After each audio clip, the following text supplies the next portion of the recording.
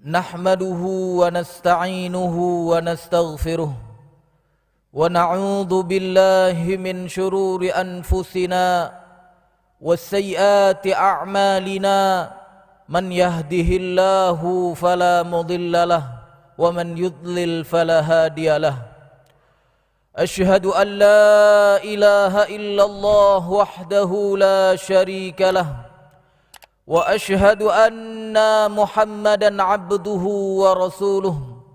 Allahumma fasalli wa sallim ala hadzal nabiyil karim wa ala alihi wa ashabihi wa man da'a bi da'watihi wa man ittaba'a sunnatahu ila yaumiddin, amma ba'du. Ibadallah, usikum wa nafsi bi taqwallah faqad fazal muttaqun. Wa qala Allah Ta'ala fi kitabihil karim, ya ayyuhalladzina amanu taqullaha haqqa tuqatih wa la tamutunna illa wa antum muslimun. Jamaah Jumat yang insyaallah selalu dirahmati dan diberkahi hidupnya oleh Allah. Kita bersyukur kepada Allah di hari yang paling mulia ini. Mulia hari ini karena gabungan kemuliaan. Yang pertama, kita berada di 10 hari di awal bulan Zulhijjah, yang sama-sama kita sudah ketahui tidak ada hari-hari yang amalan lebih dicintai oleh Allah Subhanahu wa taala dari hari 10 di awal bulan Zulhijjah. Kemudian jemaah yang dirahmati Allah, hari ini juga kita sama-sama mengetahui jamaah haji sedang wukuf di Arafah. Bahkan disebutkan oleh para ulama, jika wukuf di Arafah itu bertepatan dengan hari Jumat, maka dinamakan dengan haji akbar, haji yang besar. Subhanallah. Jamaah yang dirahmati Allah, kita bersyukur kepada Allah, di hari yang mulia ini diberikan kesempatan oleh Allah kepada kita untuk beramal. Maka pastikan jemaah yang dirahmati Allah, semoga kita semua pada hari ini termasuk orang-orang yang dibebaskan oleh Allah dari api neraka. Karena Allah Subhanahu wa taala menjelaskan melalui rasulnya Muhammad sallallahu alaihi wasallam. Rasulullah Muhammad sallallahu alaihi wasallam menjelaskan betapa banyak orang yang dibebaskan oleh Allah dari neraka pada hari Arafah. Hari ini memang kita tidak wukuf di Arafah. Kita tidak bisa minta kepada Allah, yang mana Allah Subhanahu wa taala disebutkan oleh Rasulullah turun ke langit dunia pada hari Arafah itu. Kalau biasanya kita ketahui Allah turun ke langit dunia pada sepertiga malam terakhir, maka pada hari Arafah itu Allah Subhanahu wa taala turun ke langit dunia pada harinya. Maka mudah-mudahan walaupun kita hari ini tidak berwukuf bersama jamaah haji di Arafah, kita semua mudah-mudahan juga termasuk orang-orang yang dibebaskan oleh Allah dari neraka. Maka pastikan jemaah yang dirahmati Allah pada hari ini meminta kepada Allah, memohon kepada Allah agar kita termasuk orang-orang yang dibebaskan dari neraka tersebut. Jemaah yang dirahmati Allah, umat Nabi Muhammad adalah umat yang paling tinggi. Allah firmankan di dalam surat Ali Imran ayat 139, wala tahinu wala tahzanu wa antumul a'launa in kuntum mu'minin. Jangan kalian merasa lemah, jangan kalian merasa sedih. Sesungguhnya kalian itu adalah yang paling tinggi. Antumul a'launa, kata Allah, in kuntum mu'minin, jika kalian itu adalah orang yang bertakwa, jika kalian itu adalah orang yang beriman kepada Allah, mukmin. Oleh karena itu jemaah yang dirahmati Allah, jangan pernah merasa lemah, merasa hina di hadapan manusia-manusia yang ada di dunia hari ini, yang mereka itu tidak tunduk kepada Allah, yang mereka itu senantiasa bermaksiat kepada Allah. Jangan pernah merasa lemah, jangan pernah merasa rendah di hadapan mereka. Apalagi Allah Subhanahu wa taala di dalam surat Ali Imran ayat 110 mengatakan, kuntum khaira ummah, kalian adalah umat yang terbaik, kata Allah. Ta'muruna bil ma'ruf wa tanhauna 'anil munkar wa tu'minuna billah, yaitu yang senantiasa mengajak kepada yang ma'ruf, senantiasa mencegah dari yang mungkar dan senantiasa menjadi mukmin. Wa tu'minuna billah. Maka kalau kita lihat sabda Nabi luar biasa. Rasulullah sallallahu alaihi wasallam mengatakan, antum tutimmuna sab'ina ummah. Kalian adalah yang menyempurnakan 70 umat. Jadi ada 70 umat yang diciptakan oleh Allah Subhanahu wa taala di dunia. Nah, kita ini umat Nabi Muhammad yang menyempurnakan umat yang 70 itu. Subhanallah. Dan kemudian Rasulullah mengatakan, antum khairuha. Dari 70 itu kalianlah yang terbaik. Wa akramuha 'ala Allah, dan yang paling mulia di sisi Allah taala. Subhanallah. Maka jemaah yang dirahmati Allah, kita bersyukur kepada Allah menjadi umat Nabi Muhammad sallallahu alaihi wasallam. Apalagi kalau kita lihat di dalam surat Al-Baqarah ayat 143, Allah menjadikan kita sebagai saksi atas manusia yang ada di dunia. Bahkan nanti disebutkan juga oleh Rasulullah di dalam hadisnya, antum syuhada'ullahu fil ar. Kalian itu adalah saksi-saksi Allah di muka bumi. Subhanallah.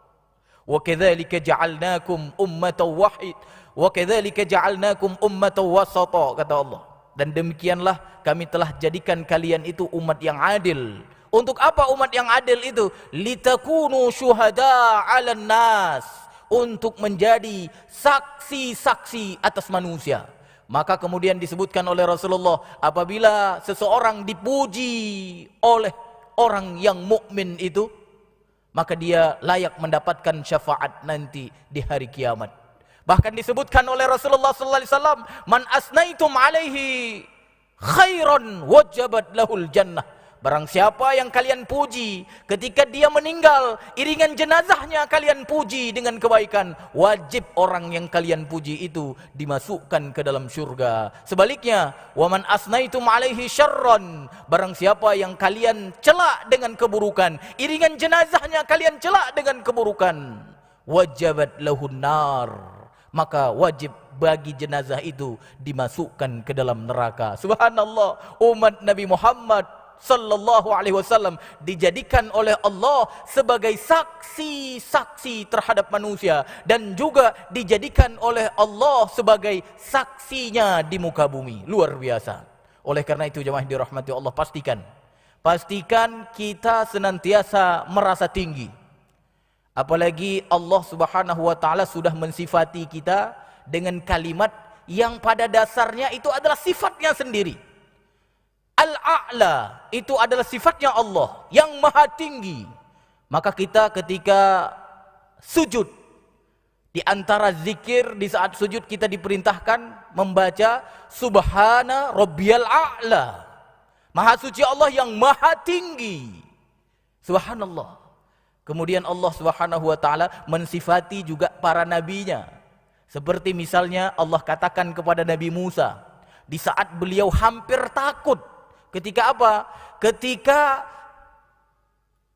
tukang-tukang sihir Fir'aun itu mengeluarkan senjatanya, mengeluarkan tali-talinya, tongkat-tongkatnya, yang kemudian apa? Tali-tali itu terbayang di wajah atau di mata Nabi Musa seperti ular besar yang bergerak-gerak.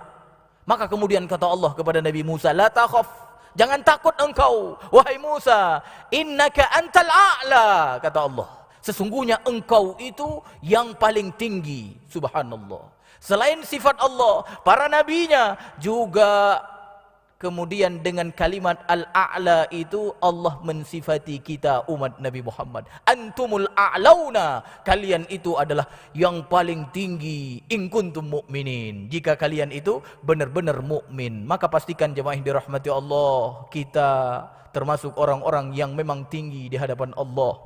Jangan pernah merasa hina, merasa lemah, apalagi di hadapan musuh-musuh Allah yang hari ini mereka senantiasa menginginkan kita berada di bawah mereka. Barakallahu li wa lakum fil Qur'anil azim. Wa nafa'ani wa iyyakum bima fihi minal ayati wa dzikril hakim. Wa taqabbala minni wa minkum tilawatahu innahu huwas samiul alim.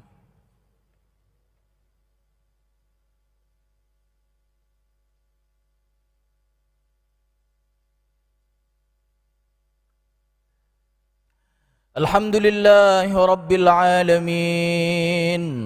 Wabihi nasta'in ala umurid dunya waddin. Wassalatu wassalamu ala ashrafil anbiya'i wal mursalin. Wa ala alihi wa ashabihi ajma'in. Ibadallah, ittaqullaha haqqa tuqatih, wa la tamutunna illa wa antum muslimun. Jemaah Jumat yang insyaallah selalu dirahmati dan diberkahi hidupnya oleh Allah. Agar kita tetap menjadi umat yang istimewa, umat yang memiliki keutamaan itu, apa yang harus kita lakukan? Maka khotib mewasiatkan diri pribadi dan jemaah sekalian untuk setidaknya memiliki beberapa hal ini. Yang pertama, tingkatkan status kita di hadapan Allah. Hari ini kita telah menjadi muslim, maka pastikan kita semua menjadi mukmin. Karena memang disebutkan tadi oleh Allah di dalam surat Ali Imran ayat 139 itu, tidak disebutkan in kuntum muslimin. Tidak disebutkan in kuntum muslimin.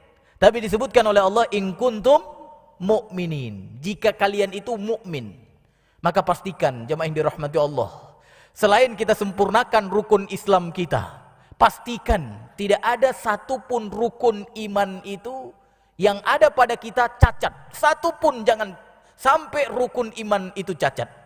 Karena ketika sempurna rukun iman kita, 6 rukun iman yang telah kita ketahui bersama, maka kita menjadi mukmin sejati. Yang kedua, jemaah yang dirahmati Allah, pastikan kita bersatu. Bersatu di atas talinya Allah. Dalam surat Ali Imran ayat 103 Allah berfirman, wa'tasimu bihablillahi jami'a wa la tafarraqu. Coba lihat kata Allah, bersatulah kalian di atas talinya Allah, hablullah, dikatakan oleh para ulama Al-Quran, yang kemudian dijelaskan oleh Nabi kita Muhammad SAW. Bersatulah di atas itu, jami'a, semuanya. Artinya apa? Semua kaum muslimin yang ada di dunia, bukan kaum muslimin yang ada di Indonesia saja. Karena Allah tidak pernah mengatakan bersatulah kalian wahai kaum muslimin Indonesia, wahai kaum muslimin Nusantara. Tidak. Allah katakan wa'tasimu bihablillahi jami'a wa la tafarraqu, dan jangan bercerai-berai, jangan berselisih. Subhanallah, ini pesan Allah kepada kita. Maka bayangkan jemaah yang dirahmati Allah, apalagi di hari yang penuh dengan syiar Allah, Yaumul Aid, baik itu Aidul Adha, baik itu Aidul Fitri, Syahrul Ramadan. Kalau kita semua bisa bersatu, luar biasa. Bersatu bukan untuk Indonesia, bukan, untuk dunia. Ikhwanul muslimin, persaudaraan sesama muslim. Ikhwanul mu'minin, persaudaraan sesama mukmin. Maka mulai hari ini jemaah yang dirahmati Allah, kita harus sudah mulai berpikir. Sudah mulai berpikir apa yang bisa membuat kita bersatu. Jangan lagi berpikir apa yang bisa membuat kita bercerai-berai atau berselisih. Mulai sekarang kita berpikir. Apalagi dunia yang dilengkapi dengan teknologi informasi yang begitu cepat. Jangan lagi kita mulai atau kembali kepada fatwa-fatwa lama yang mengarahkan kita kepada perpecahan, perwilayahan. Maka jemaah yang dirahmati Allah, jumhur ulama termasuk di dalam masalah penentuan awal masuk bulan baru, jumhur ulama selain Asy-Syafi'iyah, mereka sudah mengatakan untuk menentukan awal masuk bulan baru itu dilihat anak hilalnya. Apabila sudah terlihat pada sebuah tempat, maka berlaku bulan baru untuk seluruh dunia. Kalau bulan Ramadan, maka seluruh dunia harus berpuasa. Kalau itu bulan Zulhijjah, berarti seluruh dunia awal bulan Zulhijjah. Masya Allah. Kalau ini terjadi, apa yang terjadi jemaah yang dirahmati Allah? orang-orang kafir, musuh-musuh Allah akan gemetar mereka. Karena kenapa? Kaum muslimin Idul Adha bersama, kaum muslimin sedunia puasa bersama. Subhanallah, ini yang harus kita pikirkan jemaah yang dirahmati Allah. Jangan lagi kita kemudian mengikuti fatwa-fatwa yang memang cocok untuk masa lalu, tapi tidak untuk masa sekarang yang kita sudah hidup di zaman teknologi informasi yang begitu cepat. Yang ketiga jemaah yang dirahmati Allah, agar kita tetap menjadi umat yang istimewa itu, apa yang harus kita lakukan? Berhati-hati dari serangan musuh, khususnya Yahudi dan Nasara. Allah mengatakan, "Walan tarda 'ankal yahud walan nasara hatta tattabi'a millatahum." Orang-orang Yahudi dan Nasara tidak akan pernah ridha kepada kalian sampai kalian mengikuti milah mereka, cara hidup mereka. Pastikan kita berhati-hati dari mengikuti cara hidup mereka. Yang keempat, yang terakhir jemaah dirahmati Allah, pastikan kita adalah orang yang menghalalkan apa yang dihalalkan oleh Allah dan Rasulnya saja. Dan pastikan kita orang yang mengharamkan apa yang diharamkan oleh Allah dan Rasulnya saja. Karena Allah katakan, di antara sebab kehancuran umat-umat terdahulu itu, mereka menghalalkan apa yang dihalalkan oleh alim mereka, padahal Allah dan Rasulnya mengharamkan. Dan juga sebaliknya, mereka orang-orang terdahulu itu mengharamkan apa yang diharamkan oleh alim mereka, oleh rahib mereka, padahal Allah dan Rasulnya menghalalkan. Artinya apa? Kalau tidak ada syarat-syarat tertentu dari Allah, maka jangan buat syarat itu. Di dalam surat Taubah ayat 31 Allah berfirman, "Ittakhadhu ahbarahum wa ruhbanahum arbabam min dunillah." Mereka orang-orang terdahulu, kata Allah, menjadikan rahib-rahib mereka, menjadikan alim-alim mereka sebagai Tuhan selain Allah. Maksudnya apa? Seperti yang saya jelaskan tadi, mereka itu mengharamkan apa yang diharamkan oleh alim mereka, padahal Allah dan Rasulnya menghalalkannya. Jadi kalau ada di antara kita yang kemudian lebih mengutamakan apa yang dikatakan oleh alim-alim kita, oleh tokoh-tokoh kita, padahal itu sesuatu yang tidak dibolehkan oleh Allah dan Rasulnya, di saat itu termasuklah kita orang yang telah menjadikan tokoh itu sebagai Tuhan selain Allah. Maka kalau empat ini ada pada kita jemaah yang dirahmati Allah, kita tingkatkan derajat menjadi mukmin. Yang kedua, kita bersatu di atas tali Allah, muslim sedunia. Yang ketiga, kita kemudian berhati-hati dari perang musuh-musuh Allah, khususnya Yahudi dan Nasara. Dan yang keempat, hanya menghalalkan apa yang dihalalkan oleh Allah dan Rasulnya, dan juga hanya mengharamkan apa yang diharamkan oleh Allah dan Rasulnya. Maka insya Allah kita akan selalu menjadi umat yang istimewa itu.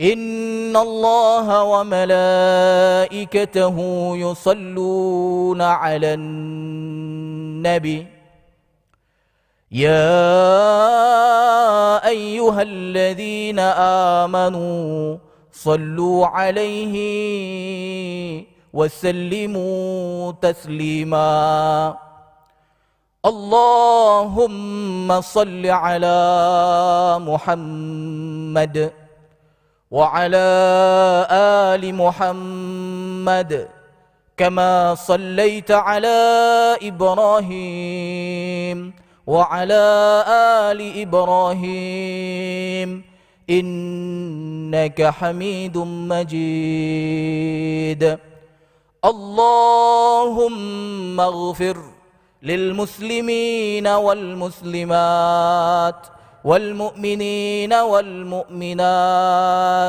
الأحياء منهم والأموات برحمتك يا أرحم الراحمين ربنا هب لنا من أزواجنا وذرياتنا قرة أعين وجعلنا للمتقين إماما اللهم إنا نعوذ بك من سخطك والنار النار اللهم إنا نعوذ بك من سخطك والنار